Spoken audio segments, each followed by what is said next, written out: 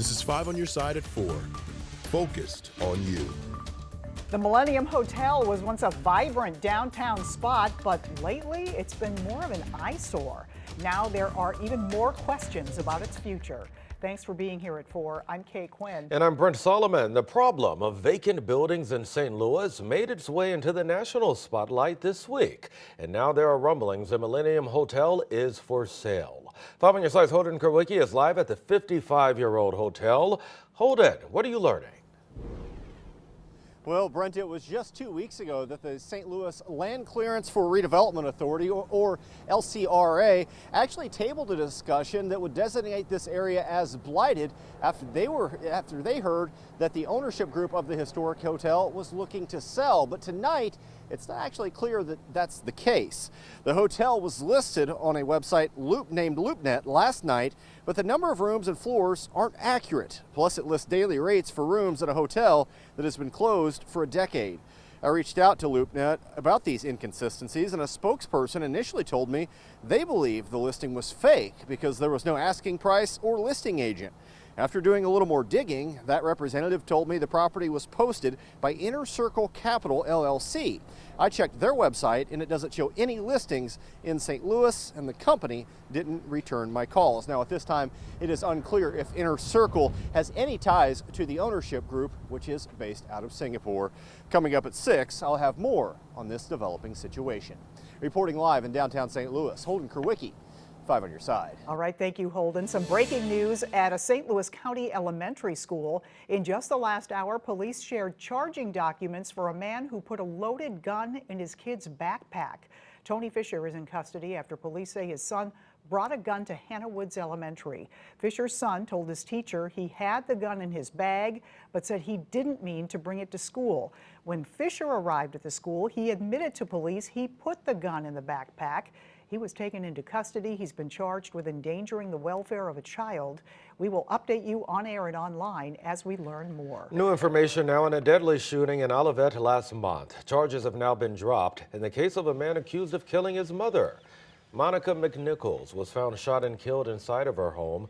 Charging documents say her son shot her while she was trying to enter the back of that home.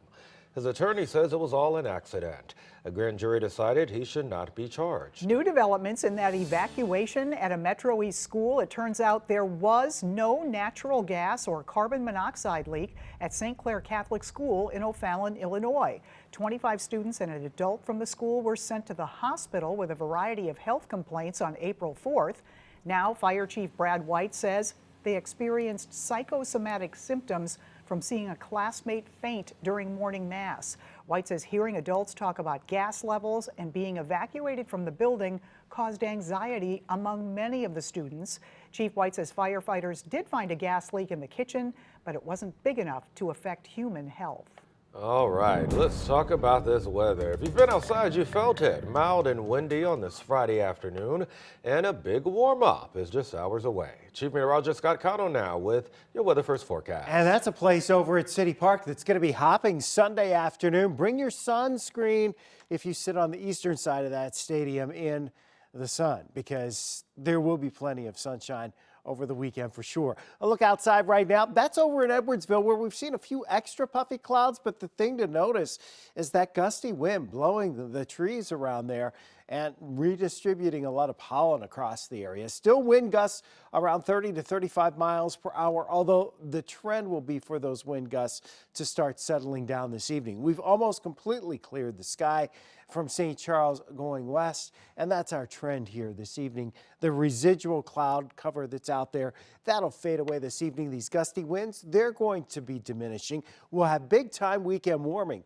We're talking temperatures back into the 80s here for highs tomorrow and into Sunday, but also with the dry weather now heading into the weekend and more gusty winds tomorrow afternoon, another day of elevated fire danger during the afternoon hours Saturday. More on that coming up in a few minutes, and the storm chances for early next week, Kay. All right, we'll see you then. Thank you, Scott. Vice President Harris is in Arizona. She's advocating for abortion access after that state reinstated an 1864 law this week. Meantime, former President Trump now flip-flopping his state's right stance on abortion. He calls the Arizona law too extreme. NBC's Alice Barr reports from Washington.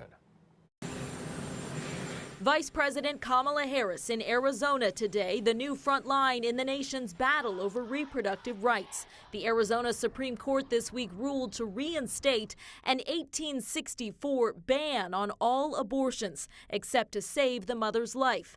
The Biden campaign releasing a series of ads blaming former President Trump for seating the conservative U.S. Supreme Court that overturned Roe v. Wade. If Donald Trump gets back in power, what freedom will you lose next? The campaign previewing that Vice President Harris will say, quote, Donald Trump is the architect of this health care crisis, and that's not a fact he hides. In fact, he brags about it.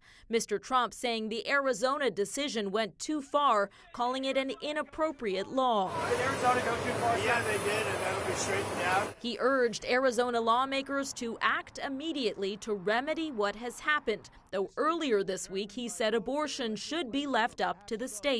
He acknowledged Democrats' political advantage on abortion. The only issue they think they have is on abortion. Polls show former President Trump leading President Biden on the key issues of immigration and the economy.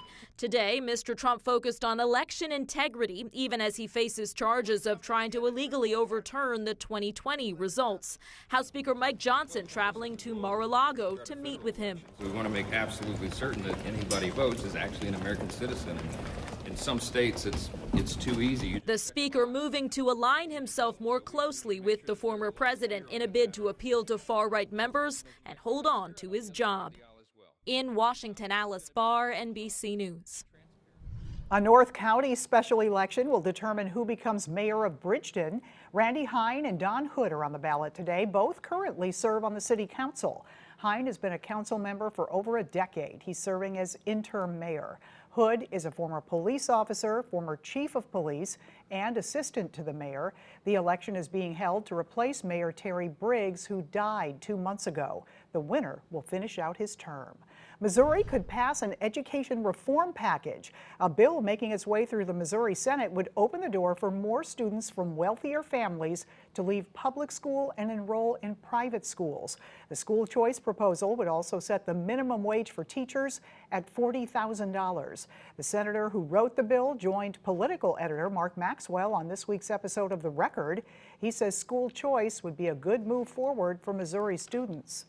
If you look at school choice, and everywhere it's been tried, the vast majority of studies show that academic outcomes improve for both the kids in the public school and the kids in the program. And so this is good for parents to provide options for parents. It's good for students. And so that's one reason why I support school choice. You can catch the full conversation on this week's episode of The Record. It airs Sunday night after Sports Plus. Well, it's National Donate Life Blue and Green Day, raising awareness about the critical need for organ donors. Big changes at the checkout at the Shrewsbury Walmart. Why the store is bringing back cashiers.